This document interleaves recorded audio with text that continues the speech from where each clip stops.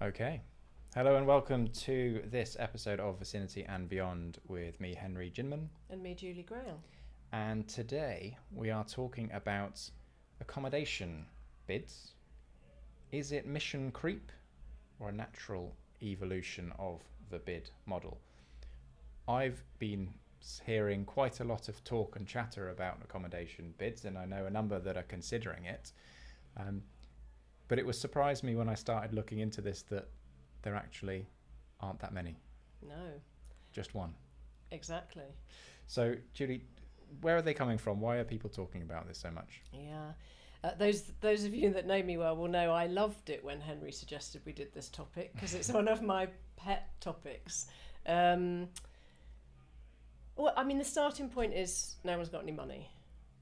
So there's a chase for cash for a variety of things from a variety of places, and there's a kind of wider taxation issue. I think that I don't purport to be an economist, and I don't suggest we go too far down this rabbit hole, but should government be trying to just top up shortfalls of significant, of critical statutory budgets with minor taxes? Because that's what this is ultimately about. It's central government used to fund tourism. Back in 2009, the then tourism minister started cutting the budgets, and they did, through then Visit England, a tourism bid piece of research. It was never really got anywhere because they realised it was quite hard.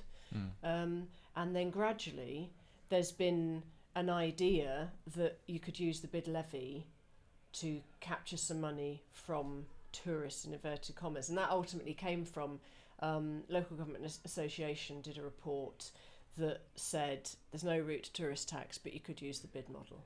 So that's the kind of history of how we've got to the point of some trying to do something, and then big conversation about expectations and things, and there's belief that there's loads of money there and it's easy. It's not. So this is why this conversation seems to stem from the conversation about additionality, the conversation about public finances being in crisis, because we are in a place management industry that is looking for ways to support, encourage, promote the places that we live and work, our towns, our cities. But the result of the crisis on public finances is that they're having to spend more money on social care, on other welfare and other benefits, and therefore we're seeing on the high street things like Christmas lights no longer being funded, and local authorities or central government putting, I don't think we even really are clear on what funds are going to be available, like there have been shared prosperity and things in the past. So bids are going and place managers are going, how do we continue to do the great work we're doing? Here's a mechanism to do it. And that's part of the clue of all this, actually, because we're almost victims of our own success here, because the bid model has flown. In 20 years we've got 340 bids. The sort of ballot success rate is right up there, only with a load of peculiar ones at the beginning that kind of bring the average down slightly. But it looks like a good model that's workable, that's quite achievable, and I think there's a presumption it's quite easy to pull some money together. And so yes, we've demonstrated the bid model works, and now others are trying to adopt it. And so you're accountable, you're transparent, so this seems like quite a good solution, doesn't it? If we can raise some additional funding from people visiting our towns, and we can channel that into the towns that they're visiting and enjoying to make sure that they continue to. Sounds good. Yeah, maybe. If the funds being collected were being collected in an appropriate and legitimate way, and the funds from tourists in inverted commas were being redistributed into projects that were for tourism, that's not really what's going on here, because there's such a bigger picture here where local authorities are chasing accommodation tourist bids to fund shortfalls in statutory service. They see it as money that's available to do something else, not to just redistribute into tourism management. So it's a question of how you ring fence the money that comes in for the purpose for which it should be intended. Yeah. We're talking about accommodation bids, as you said, there's only one. Tell me, what do you consider? Let's define what an accommodation bid is then. And actually, in the sort of the opening line about sort of mission creep, there's a sort of mission creep around a variety of different quasi bids that are using bid legislation but are wider than the typical commercial model that we've historically used. So there are some that are across a whole county for sort of tourism purposes, and they're a bit dubious because that's more like a business rate supplement. It's more a local authority's putting a top slice on. But we're not going to talk about that today. What we're talking about is what an actual accommodation bid is. There is only one currently in the UK. That's Manchester.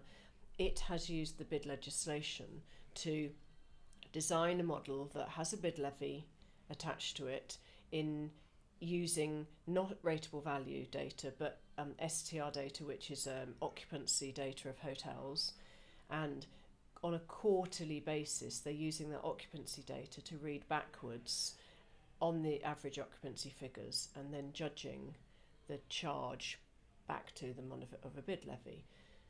But that's not the tourist bit. That's the hotel, based on occupancy levels, being obliged to pay the levy. The tourist charge bit is not in bid legislation at all. It's not in any legislation. The tourist charge they pay to the front end, to the customer, has no rules attached to it at all. It's a voluntary charge.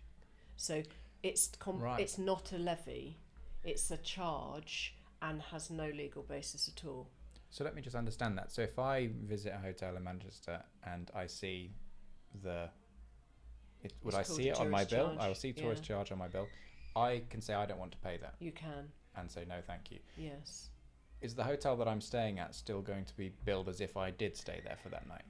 Well, they're billed in arrears quarterly based on occupancy levels, but the proportion, the way it's been designed is there's quite a significant buffer, so they're going to collect in more from their tourist charge than they have to pay in the bid levy.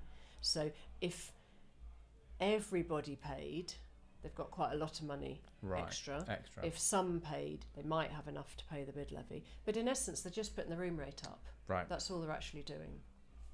And because they're £1 per room per night added to the guest bills, 73 participating hotels and service departments. That's their method. But Liverpool have done something else, but you're not classifying that as... No, I mean, it's called an accommodation bid because it's the hotels, but theirs is just based on the standard format of a bid. So using rateable values, there's a multiplier. It's the same as any bid that's defined either a geographical area or a sector, that it collects annually in advance based on rateable value, and they've got a multiplier. The reason that they've separated out the accommodation providers is because they already had two bids, a retail and leisure bid and then a culture and commerce bid that covers a big swathe of the geography of the city, but they wanted additional hotels to be included to be funding a tourism effort, and particularly a subvention fund for the conferencing of the city. And some of those hotels were beyond the existing areas, so they've overlaid an accommodation bid, picking up all the hotels, and all the hotels only pay once. So if they're in an existing bid, they'll only pay once. So that's different. It's not an accommodation bid in that true form, it's in the way Manchester traditional bid.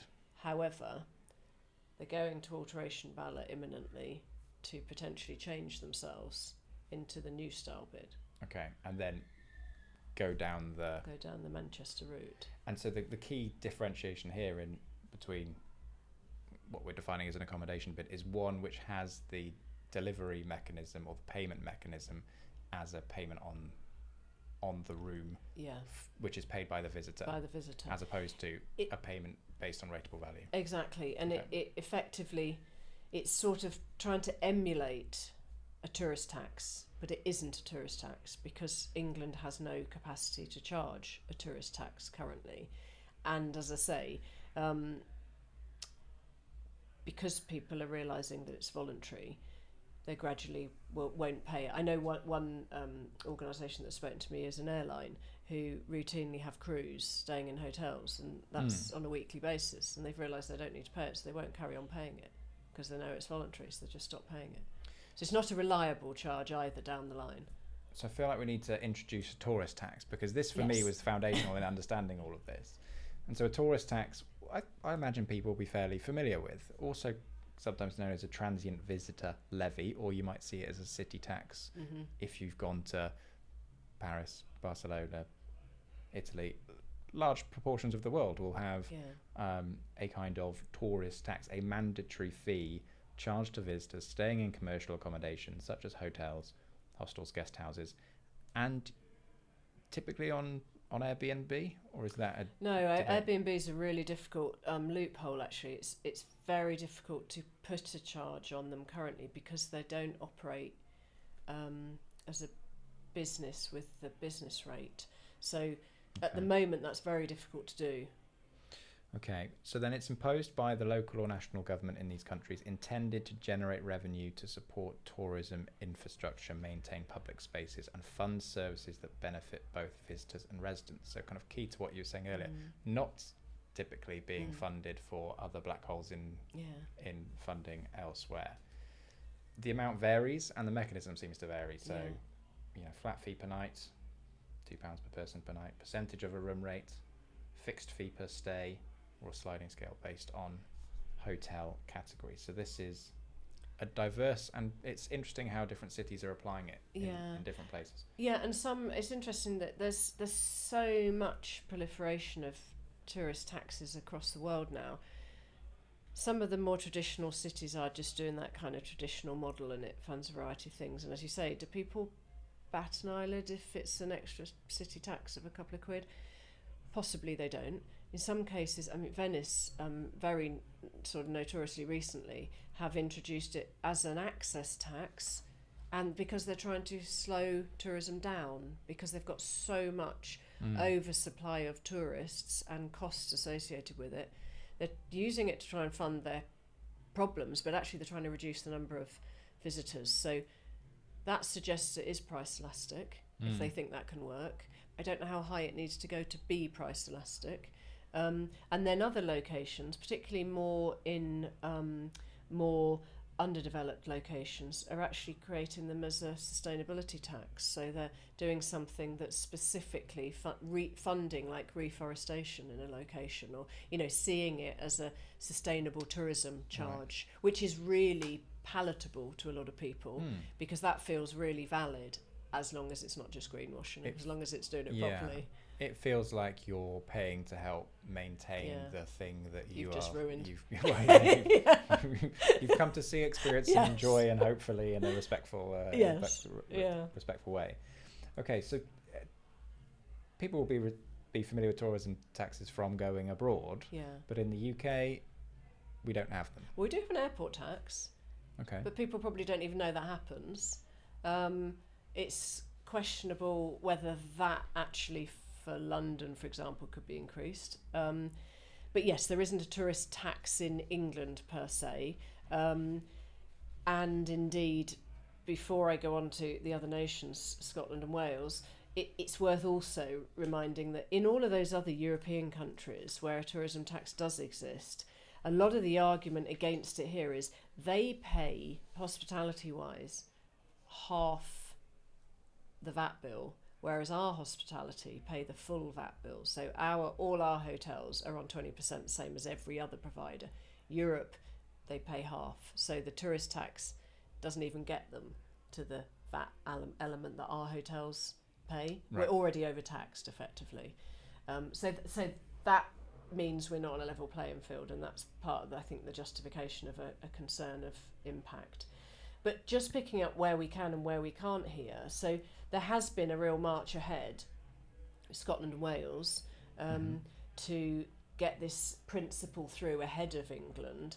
At the moment still, there's no formal commitment from government that England will get a tourist tax, but Scotland pushed on, looked at all this pre-COVID, and then has got through the principle of a transient visitor levy. there are 3 locations in Scotland that have already consulted or are consulting on it. Edinburgh, notoriously, there's been a huge amount of noise about Edinburgh pushing forward on it. It's due to implement in 2026 a 5% charge on overnight stays for a maximum of 5 nights, and it's predicted to collect £50 million a year. Now, you can read up quite a lot on this, and I think everything I've read and things I've heard on webinars, etc., nowhere has confirmed to me that that money in its entirety is going to be spent on the visitor economy of Edinburgh. Huge amounts of it. Actually, in some cases, in some of the data I've seen, as much as 90% of that 50 million is being used to plug gaps in council coffers, in statutory services, in social care. So we're using tourist tax to hold up our standard services. And going back to the beginning, that's my kind of bigger concern of all this. Yeah. Is this right for an advanced nation to be balancing the books of local authorities and key statutory services with basically what is a minor tax through a tourist route? It just doesn't feel like it's the right balance. 2 sort of comments. One, the idea of it being a minor tax, I mean, it is a minor tax in taxation in the scale terms, of, it is, yeah. for a central government. Yeah. But 50 million a year in comparison with what bids currently are generating. I think bids are able to invest something like 150 million across, if I remember from a previous podcast. Well, the comparison for Edinburgh is they bring in £1 million through their bid, and right. this is 50 million through the tourist tax. So it's a order of magnitude different. Yeah. But your point obviously still stands around how is that money being spent. I mean, imagine if you were spending 50 million on place management and like that would have an incredible effect, I imagine. To your point on VAT and airport duty, those are presumably going into the central government coffers and redistributed out through different routes. Yeah, this is money staying locally to that local authority. So and it feels like a step towards localism, a step towards devolution as a positive point of view. But I agree with you. It feels like the argument for a kind of tourist tax is based on I'm paying into this as a tourist. I'm using public transport. Maybe some of it goes towards public transport. Maybe but it should be ring fenced to the if it's money you're asking me to pay, I want it going towards the things that I am using and experiencing as a visitor. And also, let's be very clear about the definition of who's paying for this. Is anyone in a hotel room? They're not just tourists. There's lots of reasons why you stay in a hotel room. Some of them will be international guests to Edinburgh. Many of them will be domestic, so existing UK taxpayers. Many of them will be business people, so it's adding a cost on doing business. And indeed, and this is one of the things that's been raised quite a lot in the detail around it actually, it's a tax on medical support, because lots of rural people need to go to a city for a family member in hospital. I've been one, Right, and they are then paying an additional tax to visit their own family member in hospital down the road. So it's not just international tourists that somehow is not our money. Lots of this is already our money in our system. Interesting. Okay. So that's Scotland. Yeah, and beyond Edinburgh in Scotland, there are 2 other authorities that are already consulting on this. So the Highland Council, which is Inverness and beyond, and then also Argyll and Bute. So their consultations, one's been in March and one's in April. And it looks like they're going to do similar things. The Highland Council one is a 5%, but it's had huge opposition, and there's been huge amounts of noise around this and huge concerns coming from the local businesses that they feel they are going to become competitively disadvantaged because they are more expensive than their counterparts, and because they can't see the value back of the reinvestment in their own industry. Yes. Feels like there are 2 sort of key arguments here, aren't there? Because the evidence from Europe seems to suggest, from a cursory look in preparing for this podcast, I am no expert, but seems to suggest that visitors continue to come. France, Italy, Spain this summer notoriously being throwing water over tourists because there are too many of them and affecting the place, and they've got problems with over tourism, and they've already got these charges. And I think it was the European Organisation for Travel and Tour Operators who did some research in 2023, and they said it does not seem to have been an adverse effect on numbers from implementing these levies or increasing these levies. So if Venice want to prohibit people from going by doing this, what that would suggest is it's going to need to be significantly higher than what the experiments have currently been, or what the examples have currently been, because so far it's not putting people off. What we don't know though is adding it on top of a 20% VAT, but it doesn't seem to fit with your user journey. So if I'm a let me be an international tourist. I play many roles on this podcast. Let me be an international tourist. I don't. Can you do the accent as well? No, I definitely won't. I don't think I choose whether I come to Britain or not based on whether there's a £2 a night, 5% tourist tax on my hotel bill. Maybe I make slightly different choices when I come, but I don't think it prohibits me from coming. If you're just one person and you're only paying your own bill and you're staying in a budget hotel and that percentage isn't great, that may be the case. But let me give you a counter example, which is there's huge amounts of research and data collection has been done on this one. Post-Brexit, we don't have tax-free shopping in the UK. And in London, the data around the London market, the luxury market, is absolutely damning how much business we've lost from not having that tax-free shopping ability. And the example that's often easy to kind of comprehend is if an international tourist wanted to go to a major world city for shopping and they were going to buy a watch for £50,000, they'd no longer come to London to buy it because it's £10,000 dearer here than it is in Paris. And that London shopper buying the £50,000 watch, because I haven't got one, I'm sure you haven't got one, is going to spend a huge amount on a hotel.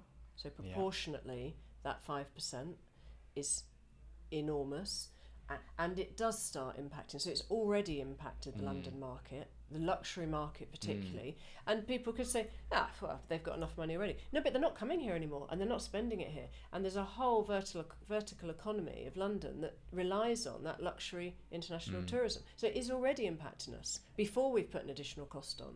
And I know because I've read your report on this that we're talking about billions. Yeah, it is. The effect of that, and we're recording not too far away from Bicester Village, where famously that's on the route, and Chinese people fly in and they come in, they go stay in London, they come to Blenheim, and then they get taken to Bicester on the coach trip, and all the prices and signs are in Chinese. There are even people there helping you who speak Mandarin to help them buy, and they've been quite vocal about the effects of that. So. Can we expect, if we reduced VAT to the level, I think, France is 10%, Germany 7%, something like that, could we expect to see increases in people visiting? It starts getting us to a more level playing field, definitely. And that's that kind of balance of don't believe because the stakes are higher, there's less price sensitivity at that level. The profit margin at each level is the same. You've designed a business model, whether it's a £1,500 a night room or whether it's £100 a night room, your business model requires a certain profit margin. If you can't make that profit margin, you can't carry on. And so as soon as you start piling additional costs on, when we're already, and I think one of the interesting pieces in response to the Edinburgh levy was from Sirocco Forte about his enormous hotel in Edinburgh, and already calculating the costs of the NI hikes on the staff, and then this and various other occupancy costs hiking up. It has an enormous impact on their profit margins. It's not just one thing, it's multiple things. And businesses can't carry on taking that cost. So when you put it down to, though, it's only £2 a night, how can that make any difference? It's how many of those you have. Yep. And crucially, the effect of VAT is much greater than the effect of a tourist tax. Yeah, yeah. So that's, I'm really glad Scotland are doing this, though, because that will give evidence. Now, we can look to Europe and say, you know, OECD say, you know, modest tourism taxes tend to have little impact on tourist numbers. Okay. But none of those places have the VAT threshold as high as we do. So Scotland's actually going to give us an indication of this. It is. I'm not sure Scotland are really pleased they're doing it, but yes, it will give us some direct evidence. Yes, that's right. And I mean, I don't know.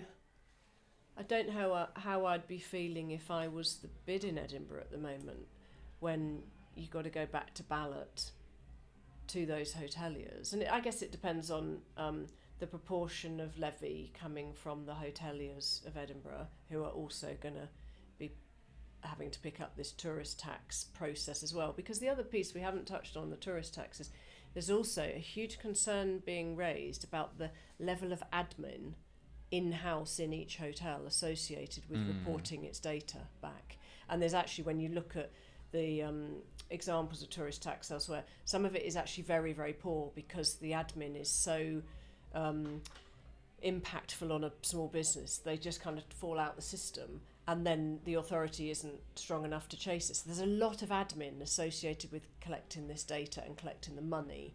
But if you're a bid collecting £1 million a year, and let's say 100,000 of that comes from hotels, do they automatically vote no to the bid next time because they're already caught up in this other thing? Or do they believe in the bid enough to still do something and warrant paying it? You know, we are the voluntary option when it comes to the ballot process. And I think that's one of the concerns, and it's certainly the concern. We've talked about the report you referred to is the Westminster Bids commissioned me to do a piece of research a year or so ago.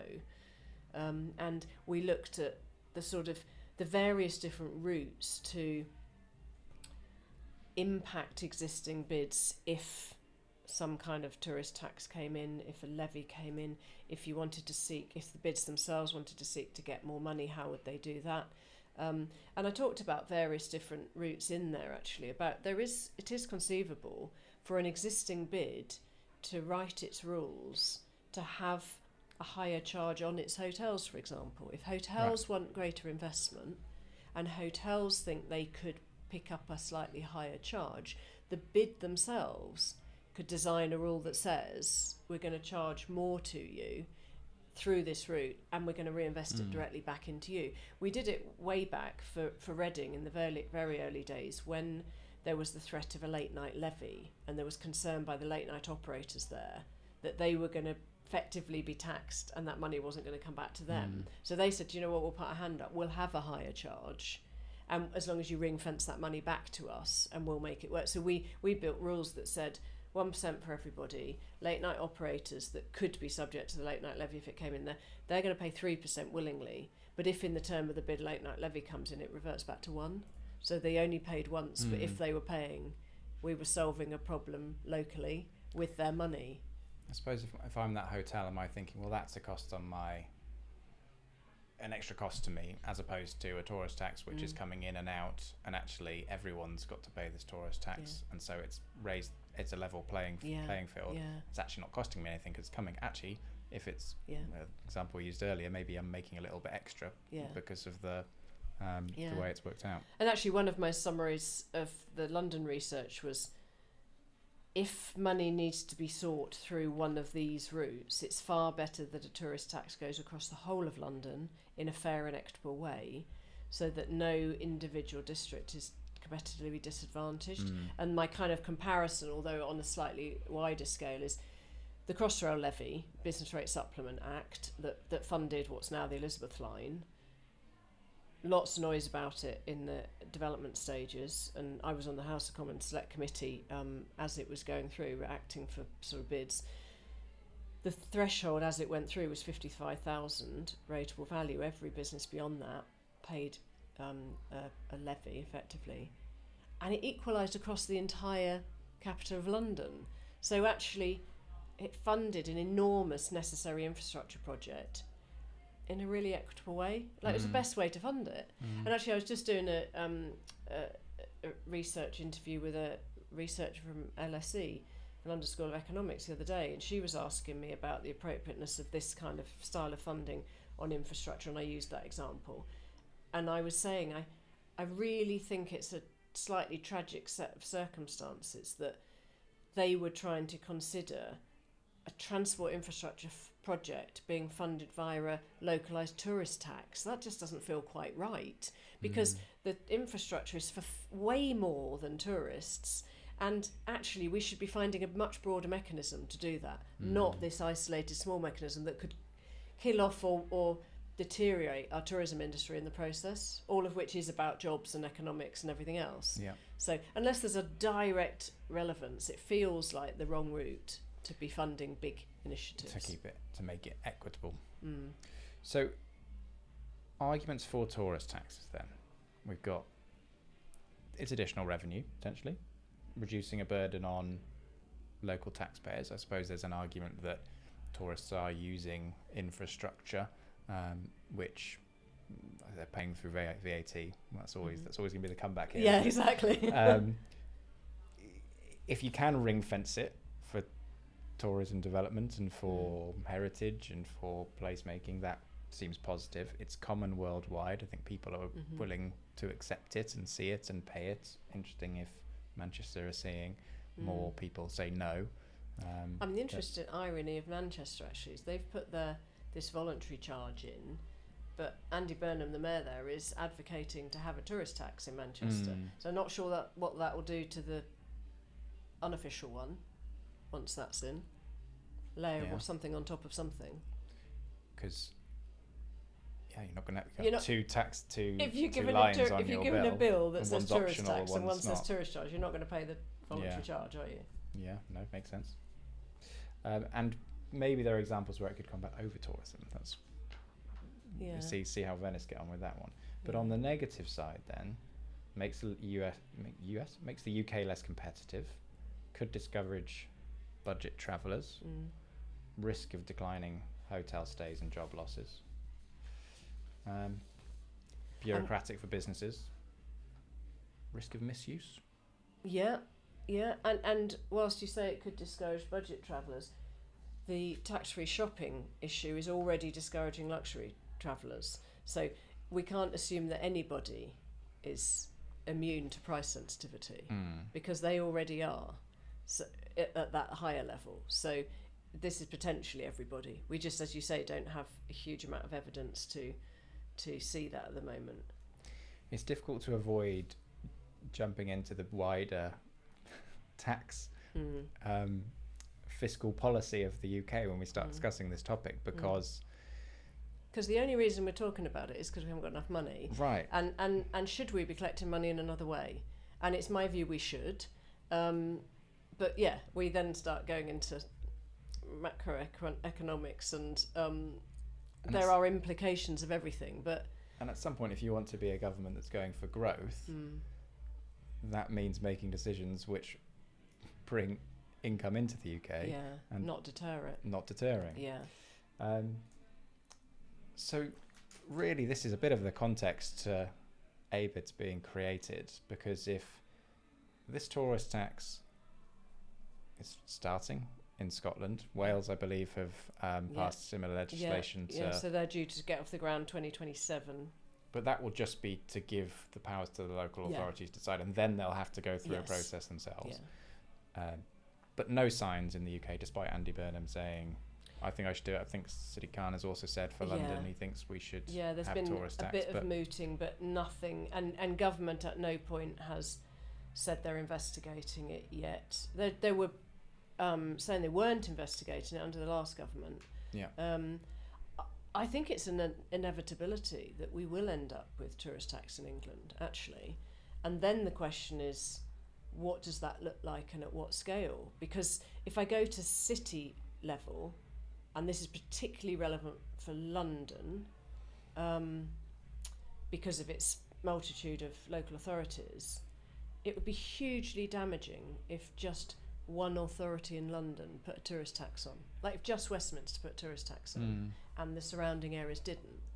the argument I guess they would put is they've got this mass tourism and they need the income, but they are putting themselves at a further competitive disadvantage to its neighbours. Far better than it's on London as a whole. Which makes it would be interesting to see. I wonder what the effect of that would be, whether it's big enough for someone to make a different decision about what hotel they stay at. I mean, presumably at the fringes it will. If you believe in supply and demand economics, then putting the prices up is going to reduce demand, although there are examples where that doesn't always seem to be the case.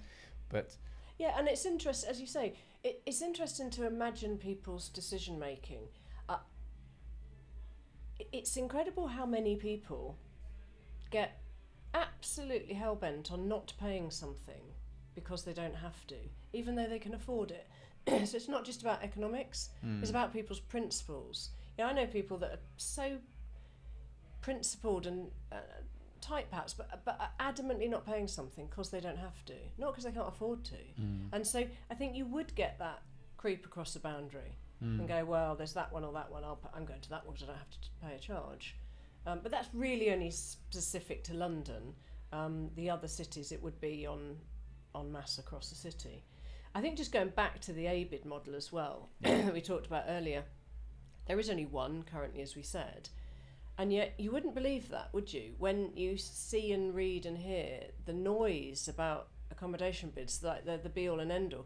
There's only been 2 other attempts at ballot. Bournemouth, Christchurch and Poole put together a proposition this time last year. They went to ballot last April 2024. They won the ballot actually on 16 yes votes, 15 no, but it went to challenge and it was declared void at challenge because of material irregularities.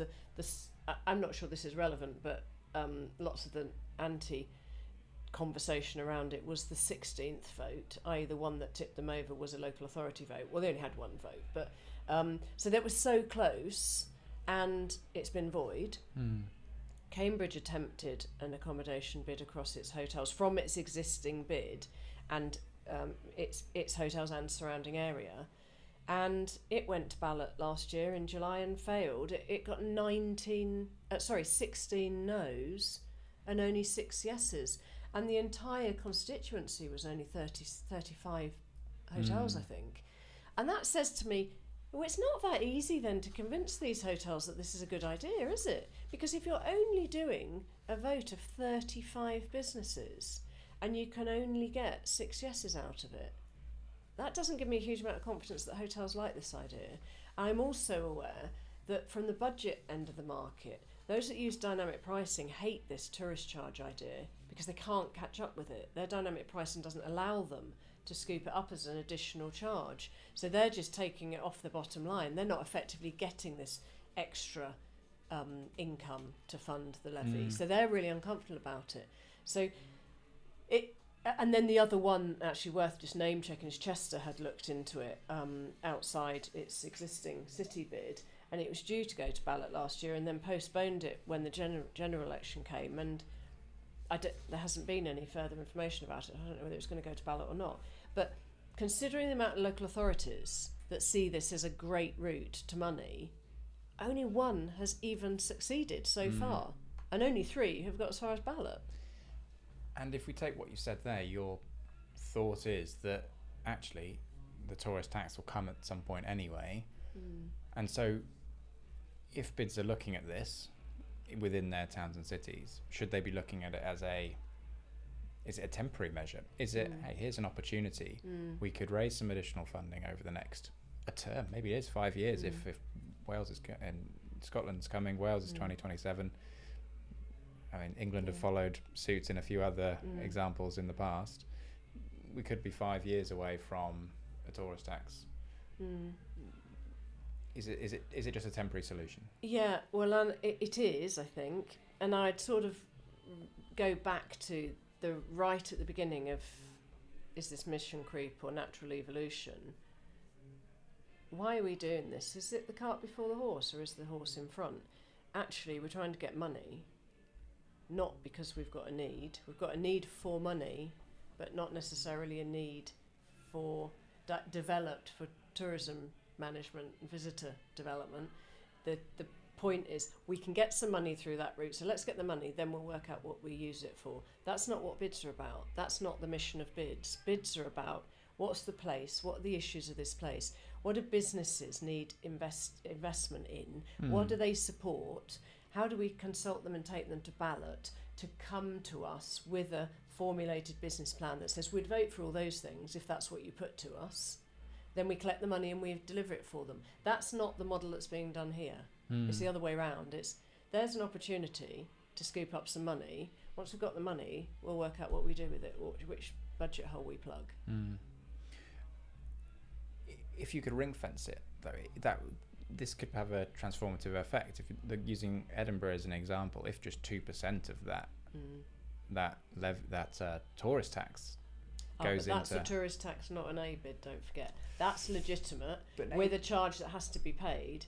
An ABID is just a voluntary visitor charge on a hotel only that may or may not get paid. So if you build a business plan that says through this route over the next 5 years we're going to collect, I don't know, £1 million a year through this route, but you actually find that people get wind of the fact that it's a voluntary charge, so stop paying it, like your airline crews and everything else, and they only collect half of it, then you don't actually get the money that you designed the plan for. You only get half of it, and then you get left holding a business plan you can't deliver.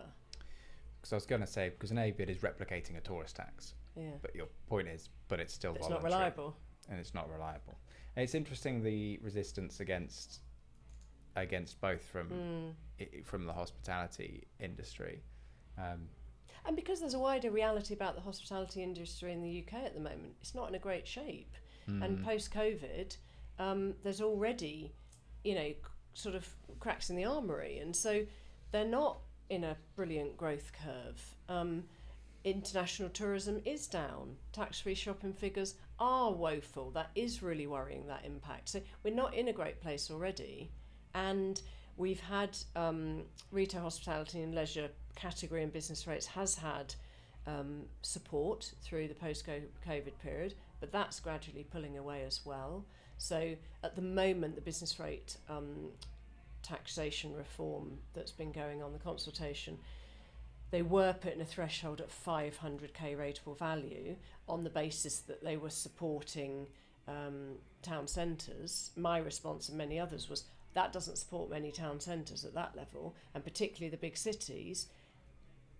The above £500,000 rateable value business rate payers that are going to get an extra up to 10p in the pound charge on the business rates. That's another layer of cost to them that they can't afford, that they can't accept, and without any transitional relief either. So at every tax level, these businesses are getting hit again in an industry that isn't currently in a good shape. So, is £1 a night a big deal? Not on itself, but when you layer up all these other things, yeah, it is. We're interested to know, maybe we can get Vaughan to send in what the refusal rate. Oh, well, that would be good to know. Yeah, because I'm hearing anecdotally from various people and from companies. But yes, it would be great to know. I don't know whether it's been published yet, actually. Would there be an obligation to publish that in any way or no? Well, technically not, because that bit's not in the bid, is it? Because the bid is only the STR data that pays the levy, this tourist charge is presented under the bid, but it's not bid legislation that covers that bit. Because it would be... Would you? I feel like I'm arguing against you. I'm being the contrarian. would you concede that if that data was positive in that people were paying it, that the hospitality businesses were perhaps seeing a surplus from that payment, and the bid is able then to invest in culture, arts, public realm? Because anecdotally, having, I suppose I'm technically a Midlander, and having lived in Birmingham, there was always the sense that Manchester and Birmingham were rivals for UK's second city. And I'm betraying my Midlands roots here, but it does feel like there is a shift. It does feel like Manchester, maybe this is partially having a single bid organisation that's able to marshal funds. I mean, some of the things they've been able to do to market the town, to bring in big acts, to, I think the phrase is heads on beds. It feels like they are out-competing Birmingham with a fragmented bid structure and no and a local authority that's on section, declaring bankruptcy. Well, bankruptcy local section. authority is a different issue because that's how local authority in Birmingham has been managed versus Manchester.